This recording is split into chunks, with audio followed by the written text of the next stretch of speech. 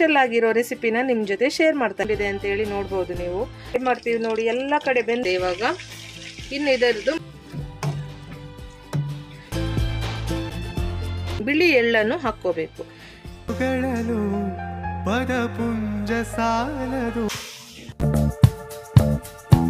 Hi hello ನಮಸ್ಕಾರ ಎಲ್ಲರೂ ಹೇಗಿದ್ದೀರಾ ಚೆನ್ನಾಗಿದ್ದೀರಾ ನೀವೆಲ್ಲರೂ ಚೆನ್ನಾಗಿದ್ದೀರಿ ಅಂತ ಹೇಳಿ ಭಾವಿಸ್ತಾ ನಾನು ಕೂಡ ತುಂಬ ಚೆನ್ನಾಗಿದ್ದೀನಿ ಎಲ್ಲರಿಗೂ ನನ್ನ ಯೂಟ್ಯೂಬ್ ಚಾನೆಲ್ಗೆ ಸ್ವಾಗತ welcome back to my YouTube channel all is well blogger Kannada and Tulu blog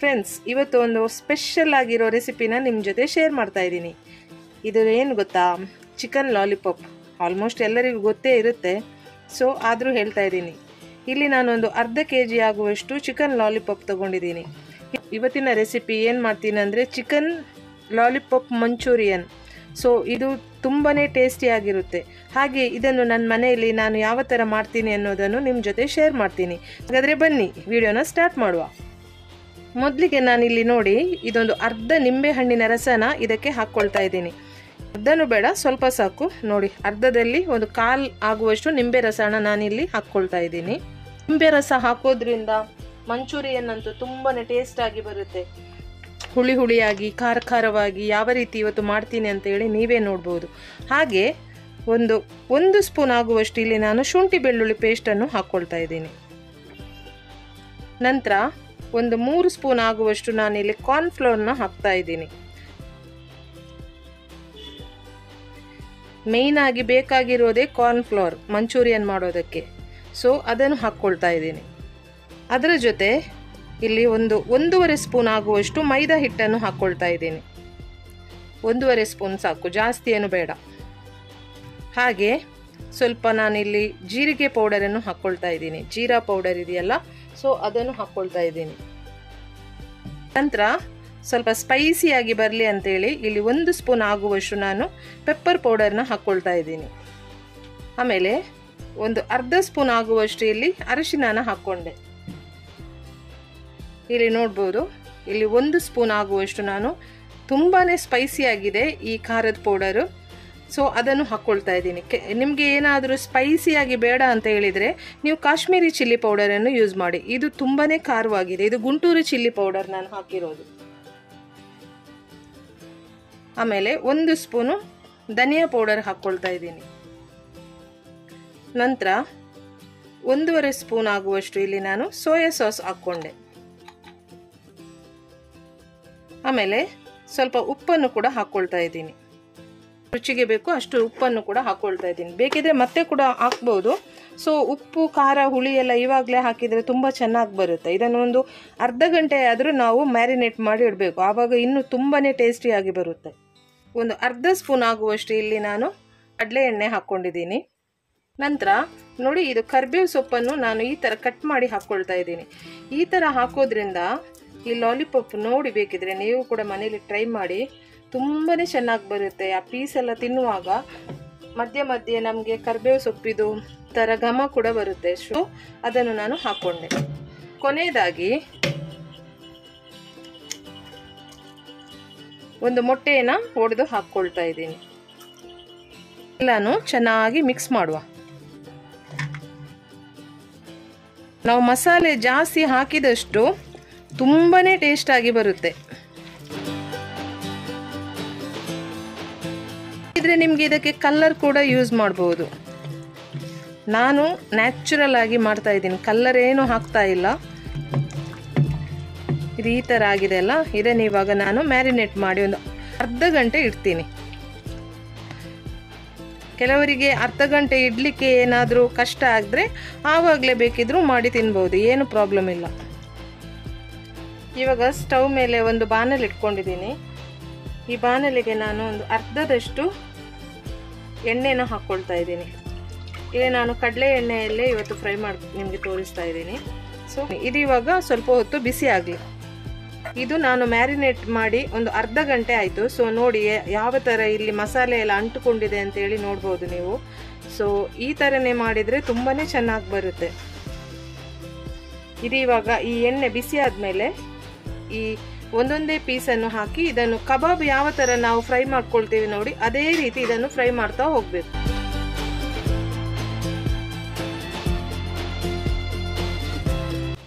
ಇದು ಇವಾಗ ಎಣ್ಣೆ ಕಾದಿದೆ. ನಾನೊಂದು ಸ್ವಲ್ಪ ಮಸಾಲೆನ ಇದಕ್ಕೆ ಹಾಕೊಂಡಾಗ ನೋಡಿ ಮಸಾಲೆ ಎಲ್ಲ ಹೀಗೆ ಮೇಲೆ ಬರಬೇಕು. ಹಾಗೆ ಈ ಚಿಕನ್ ಪೀಸನ್ನು ನಾವು ಹಾಕಬೇಕಾದ್ರೆ ಗ್ಯಾಸುರಿನ ಮೀಡಿಯಮಲ್ಲಿ ಇಡಿ. ಗ್ಯಾಸುರಿನ ಮೀಡಿಯಮಲ್ಲಿಟ್ಟು ಒಂದೊಂದಾಗಿ ಚಿಕನ್ ಪೀಸನ್ನು ಹಾಕ್ಕೊಳ್ಳುವ. ಸೇಮ್ ನೀವು ಯಾವ ರೀತಿ ಕಬಾಬ್ ಮಾಡ್ತೀರ ನೋಡಿ ಅದೇ ರೀತಿ ಮಾಡೋದು.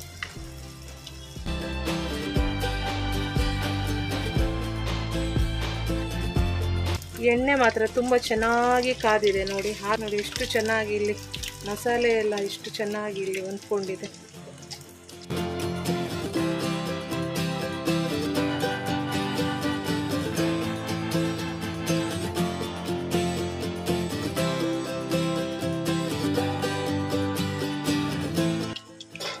ಆದಷ್ಟು ನಾವು ಮೀಡಿಯಂ ಉರಿಯಲ್ಲಿ ನಾವು ಇದನ್ನು ಫ್ರೈ ಮಾಡ್ತಾ ಇದ್ರೆ ಈ ಕಬಾಬ್ ಯಾವ ರೀತಿ ನಾವು ಫ್ರೈ ಮಾಡ್ತೀವಿ ನೋಡಿ ಎಲ್ಲ ಕಡೆ ಬೆಂದಿರುತ್ತೆ. ಅದೇ ಥರ ಇದನ್ನು ಕೂಡ ಫ್ರೈ ಮಾಡಬೇಕು. ಹಾಗೆ ಮೀಡಿಯಂ ಉರಿಯಲ್ಲಿ ನಾವು ಫ್ರೈ ಮಾಡ್ತಾ ಇದ್ರೆ ಚಿಕನ್ ಪೀಸ್ ಎಲ್ಲನೂ ಸರಿಯಾಗಿ ಇಲ್ಲಿ ಬೇಯ್ತದೆ.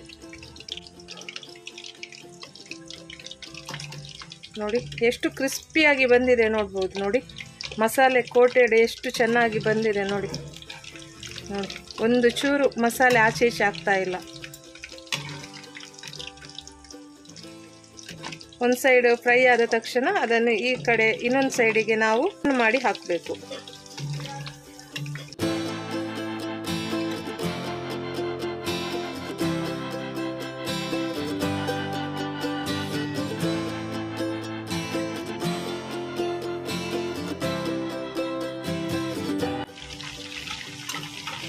ಇದು ಇವಾಗ ಎಲ್ಲನೂ ಚೆನ್ನಾಗಿ ಫ್ರೈ ಆಗಿದೆ. ಸೊ ಇವಾಗ ನಾನು ಇದನ್ನು ತೆಗಿತೀನಿ.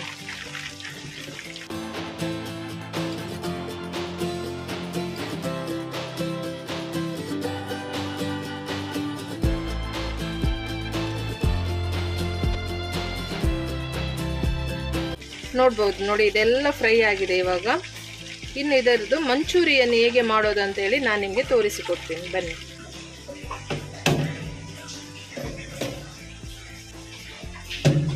ಇಲ್ಲಿ ನಾನು ಗ್ಯಾಸ್ ಸ್ಟವ್ ಆನ್ ಮಾಡಿಕೊಂಡು ಅದೇ ಬಾಣಲೆಗೆ ಸ್ವಲ್ಪ ಎಣ್ಣೆ ಹಾಕ್ಕೊಳ್ತೀನಿ. ಇದಿಲ್ಲಿ ನಾನು ಫ್ರೈ ಮಾಡಿದ ಎಣ್ಣೆನ ಯೂಸ್ ಮಾಡ್ತಾ ಇದ್ದೀನಿ.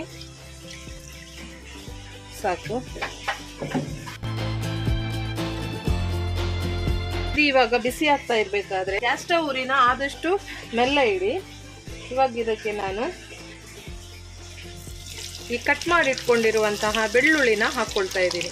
ಇಲ್ಲಿ ಏನೆಲ್ಲ ಇಂಗ್ರೀಡಿಯೆಂಟ್ಸ್ ಇದಕ್ಕೆ ಹಾಕ್ತೀನಿ ಅಂದರೆ ಇಲ್ಲಿ ನೋಡ್ಬೋದು. ಒಂದು ನಾನು ಇಲ್ಲಿ ಕ್ಯಾಪ್ಸಿಕಮ್ನ ಈ ರೀತಿ ಕ್ಯೂಬ್ ಥರ ಕಟ್ ಮಾಡಿ ಇಟ್ಕೊಂಡಿದ್ದೀನಿ. ಹಾಗೆ ಸ್ವಲ್ಪ ನಾನಿಲ್ಲಿ ಶುಂಠಿನ ತೊಗೊಂಡಿದ್ದೀನಿ. ಹಾಗೆ ಇಲ್ಲಿ ಸ್ಪ್ರಿಂಗ್ ಆನಿಯನ್ ಕೂಡ ತೊಗೊಂಡಿದ್ದೀನಿ. ಅದರ ಜೊತೆ ಸ್ವಲ್ಪ ಕೊತ್ತಂಬರಿ ಸೊಪ್ಪು ಹಾಗೆ ಪುದೀನ ಸೊಪ್ಪು ಕಟ್ ಮಾಡಿ ಇಟ್ಕೊಂಡಿದ್ದೀನಿ. 1-2 ನೀರುಳ್ಳಿನ ನೋಡಿ ಈ ಥರ ಸಣ್ಣದಾಗಿ ಕಟ್ ಮಾಡಿ ಇಟ್ಕೊಂಡಿದ್ದೀನಿ. ಸೊ ಒಂದೊಂದಾಗಿ ಇದನ್ನು ಇವಾಗ ಹಾಕ್ತಾ ಹೋಗ್ತೀನಿ. ಇಲ್ಲಿ ನಾನು ನೋಡಿ 2 ಬೆಳ್ಳುಳ್ಳಿನ ಈ ಥರ ಸಣ್ಣದಾಗಿ ಕಟ್ ಮಾಡಿ ಇಟ್ಕೊಂಡಿದ್ದೆ, ಅದನ್ನು ಹಾಕ್ಕೊಳ್ತಾ ಇದ್ದೀನಿ. ಅದರ ಜೊತೆ ಒಂದು ದೊಡ್ಡ ಇಂಚಷ್ಟು ಶುಂಠಿನ ನೋಡಿ ಈ ಥರ ಕಟ್ ಮಾಡಿ ಸ್ವಲ್ಪ ಜಜ್ಜಿ ಹಾಕ್ತಾ ಇದ್ದೀನಿ.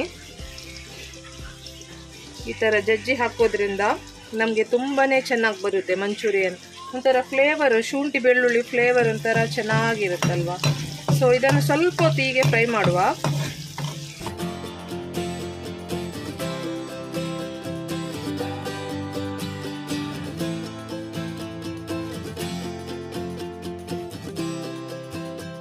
ಇದಿಷ್ಟು ಫ್ರೈ ಆದದ್ದು ಸಾಕು. ಇದಕ್ಕೆ ಇವಾಗ ಕಟ್ ಮಾಡಿಟ್ಕೊಂಡಿರುವಂತಹ ಕ್ಯಾಪ್ಸಿಕಮ್ ಅನ್ನು ಹಾಕ್ತಾ ಇದ್ದೀನಿ. ಹಾಗೆ ನೀರುಳ್ಳಿನ ಕೂಡ ಹಾಕ್ಕೊಳ್ತಾ ಇದ್ದೀನಿ.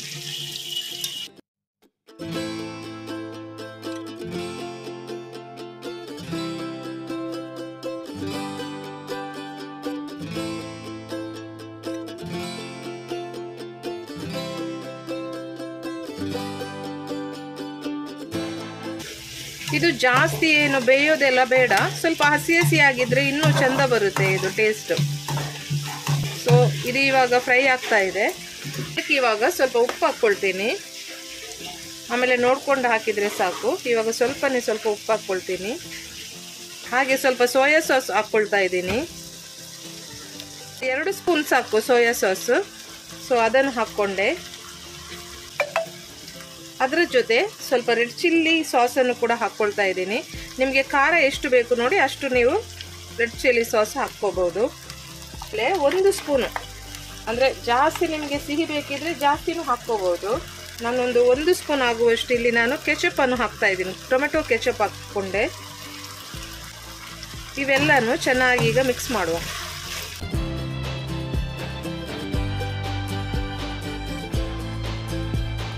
ನಿಮಗೆ ಬೇಕಿದ್ರೆ ಈ ಟೈಮಲ್ಲಿ ಸ್ವಲ್ಪ ಶುಗರ್ ಕೂಡ ಹಾಕ್ಕೋಬಹುದು. ಅಂದರೆ ಖಾರ ಜಾಸ್ತಿ ಇಷ್ಟಪಡೋದವರು ಶುಗರ್ ಕೂಡ ಸ್ವಲ್ಪನೇ ಸ್ವಲ್ಪ ಒಂದು 1/4 ಟೀ ಸ್ಪೂನ್ ಅಷ್ಟು ಶುಗರ್ ಕೂಡ ಹಾಕ್ಕೋಬಹುದು.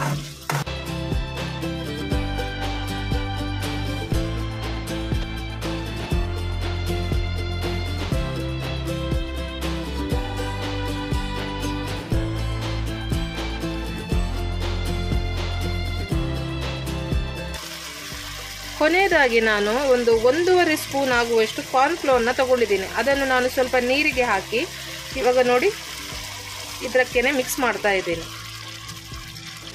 ಚೆನ್ನಾಗಿ ಇದರಲ್ಲಿ ಫ್ರೈ ಮಾಡ್ಕೊಳ್ಳುವ. ಹಾಗೆ ಇವಾಗ ಉಪ್ಪು ಎಲ್ಲ ಕರೆಕ್ಟ್ ಇದೆಯಾ ಅಂತೇಳಿ ಕೂಡ ನಾವು ಚೆಕ್ ಮಾಡ್ಕೋಬೇಕು. ಉಪ್ಪು ಕರೆಕ್ಟ್ ಇದ್ದರೆ ಉಪ್ಪೇನು ಸೇರಿಸೋದು ಬೇಡ. ನಿಮಗೆ ಕಲರ್ ಏನಾದರೂ ಬೇಕಿದ್ರೆ ನೀವು ಇವಾಗ ಕಾಶ್ಮೀರಿ ಚಿಲ್ಲಿ ಪೌಡರ್ ಕೂಡ ಹಾಕ್ಕೋಬಹುದು.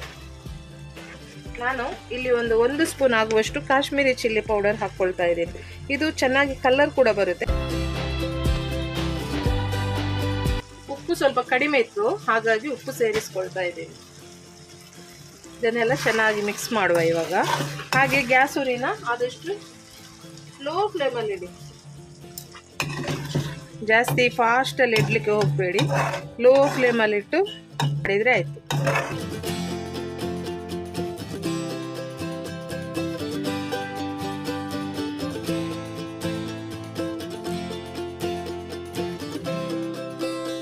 ನೋಡಿ ಯಾವ ಥರ ಕಲರ್ ಬಂತು, ನೀವೇ ಇಲ್ಲಿ ನೋಡ್ಬೋದು. ಎಷ್ಟು ಚೆನ್ನಾಗಿ ಬಂತಲ್ವಾ?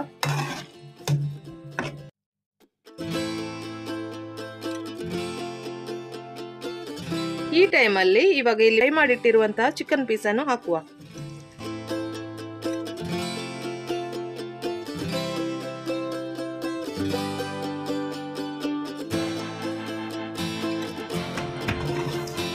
ನಿಮಗೆ ಗ್ರೇವಿ ಸ್ವಲ್ಪ ಜಾಸ್ತಿ ಬೇಕಂತ ಹೇಳಿದರೆ ನೀವು ಸ್ವಲ್ಪ ಜಾಸ್ತಿ ನೀರನ್ನೇ ಸೇರಿಸ್ಕೋಬಹುದು.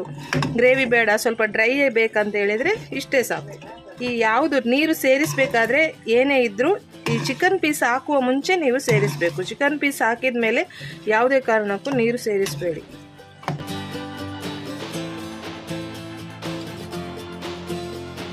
ಈ ಮಸಾಲೆ ಎಲ್ಲ ನೋಡಿ ಎಷ್ಟು ಚೆನ್ನಾಗಿ ಒಂದಕ್ಕೆ ಒಂದು ಅಂಟಿಕೊಳ್ತಾ ಇದೆ ನೋಡಿ.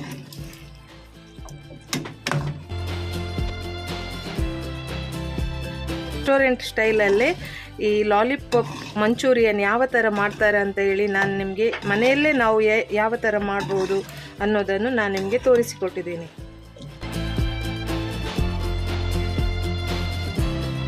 ಸ್ವಲ್ಪ ಪೆಪ್ಪರ್ ಪೌಡರನ್ನು ಹಾಕ್ಕೊಳ್ಳುವ.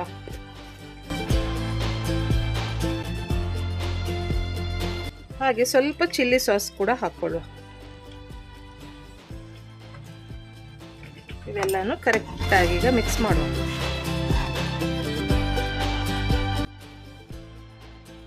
ತುಂಬಾನೇ ರುಚಿಯಾಗಿ ಬರುತ್ತೆ. ನೀವು ಕೂಡ ಒಂದ್ಸಲ ಮನೆಯಲ್ಲಿ ಟ್ರೈ ಮಾಡಿ ನೋಡಿ. ಎಲ್ಲರೂ ತಿಂದು ನಿಮಗೆ ಶಬಾಷ್ ಅಂತ ಹೇಳ್ತಾರೆ ನೋಡಿ ಬೇಕಿದ್ರೆ.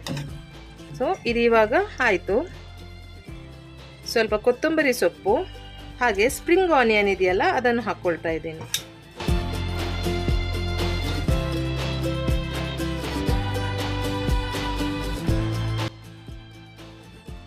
ಈಗ ಗ್ಯಾಸ್ ಸ್ಟವ್ನ ಆಫ್ ಮಾಡಿಕೊಂಡು ಇಲ್ಲಿ ಮೇಲೆ ಈ ಥರ ಬಿಳಿ ಎಳ್ಳನ್ನು ಹಾಕ್ಕೋಬೇಕು. ಇದು ಬೇಕಿದ್ರೆ ನಿಮಗೆ ಇಷ್ಟ ಇದ್ದವರು ಹಾಕ್ಕೋಬೋದು, ಇಲ್ಲಾಂದ್ರೆ ಸ್ಕಿಪ್ ಮಾಡ್ಕೋಬೋದು. ಸೊ ಇವತ್ತಿನ ಈ ರೆಸಿಪಿ ರೆಡಿ ಆಯಿತು. ನಿಮಗೆಲ್ಲರಿಗೂ ಇವತ್ತಿನ ರೆಸಿಪಿ ಇಷ್ಟ ಆಯಿತಾ? ಇಷ್ಟ ಆಗಿದ್ರೆ ಎಲ್ಲರೂ ಏನು ಮಾಡಬೇಕು? ನನ್ನ ವಿಡಿಯೋಗೆ ಒಂದು ಲೈಕ್ ಕೊಡಬೇಕು. ಹಾಗೆ ನನ್ನ ವಿಡಿಯೋನ ಆದಷ್ಟು ಎಲ್ಲರಿಗೂ ಶೇರ್ ಮಾಡಬೇಕು. ಹಾಗೆ ನನ್ನ ಚಾನಲನ್ನು ಇನ್ನು ಯಾರು ಸಬ್ಸ್ಕ್ರೈಬ್ ಮಾಡಿಲ್ಲ ನೋಡಿ, ಪ್ಲೀಸ್ ಎಲ್ಲರೂ ಸಬ್ಸ್ಕ್ರೈಬ್ ಮಾಡಿ ಆಯಿತಾ? ನಾನು ಇನ್ನೊಂದು ಒಳ್ಳೆ ರೆಸಿಪಿನ ನಿಮ್ಮ ಜೊತೆ ಶೇರ್ ಮಾಡ್ತೀನಿ. ಇನ್ನೊಂದು ಹೇಳ್ತಾ ಇದ್ದೀನಿ, ನಂದು ಇನ್ನು ಯಾರು ಫೇಸ್ಬುಕ್ ಇನ್ಸ್ಟಾಗ್ರಾಮಲ್ಲಿ ನನ್ನನ್ನು ಇನ್ನೂ ಫಾಲೋ ಮಾಡಿಲ್ಲ ನೋಡಿ, ಪ್ಲೀಸ್ ಎಲ್ಲರೂ ಫಾಲೋ ಮಾಡಿ ಆಯಿತಾ? ನಾನು ಇದು ಹೇಗಿದೆ ಅಂತೇಳಿ ಟೇಸ್ಟ್ ಮಾಡಿ ಹೇಳ್ತೀನಿ ನಿಮಗೆ. ಹಾಗೆ ನೆಕ್ಸ್ಟ್ ನಾನು ಇನ್ನೊಂದು ಒಳ್ಳೆ ವಿಡಿಯೋನ ನಿಮ್ಮ ಜೊತೆ ಶೇರ್ ಮಾಡ್ತೀನಿ. ಅಲ್ಲಿವರೆಗೂ ಎಲ್ಲರಿಗೂ ಟಾಟಾ, ಬಾಯ್ ಬಾಯ್, ಲವ್ ಯು. ಇದು ಟೇಸ್ಟ್ ಹೇಗೆ ಬಂದಿದೆ ಅಂತೇಳಿ ನಾನು ನಿಮಗೆ ಹೇಳ್ತೀನಿ. ಸೊ ನಿಮಗೆ ನೋಡುವಾಗಲೇ ಗೊತ್ತಾಗಿರ್ಬೋದು, ಫುಲ್ಲು ಜ್ಯೂಸಿ ಥರ ಬಂದಿದೆ ನೋಡಿ, ಹಿಂಗೆ ಬಂದಿದೆ ನೋಡಿ. ನೀವು ಕೂಡ ಒಂದ್ಸಲ ಮನೆಯಲ್ಲಿ ಟ್ರೈ ಮಾಡಿ ಆಯಿತಾ? ನಿಜ ಹೇಳ್ತೀನಿ, ತುಂಬಾ ಇಷ್ಟಪಟ್ಟು ತಿಂತಾರೆ ಮಕ್ಕಳು ಸಮೇತ. ಒಂದು ಚೂರು ವೇಸ್ಟ್ ಮಾಡದೆ ಎಲ್ಲ ಪ್ಲೇಟ್ ಎಲ್ಲ ಖಾಲಿ ಮಾಡಿ ತಿಂತಾರೆ. ಸೊ ನೋಡ್ತೀನಿ ಟೇಸ್ಟ್ ಹೇಗಿದೆ ಅಂತ. ಚಂದ ಹೊಗಳಲು ಪದಪುಂಜ ಸಾಲದು, ನಿನ್ನ ಕಂಗಳ ಕಾಂತಿಗಳಿಂದಾನೆ ತಾನೇ ಊರೆಲ್ಲ ಹೊಂಬಬೇಕು. ನೀನು ಹೆಜ್ಜೆ ಚೆನ್ನಾಗಿ ಬಂದಿದೆ.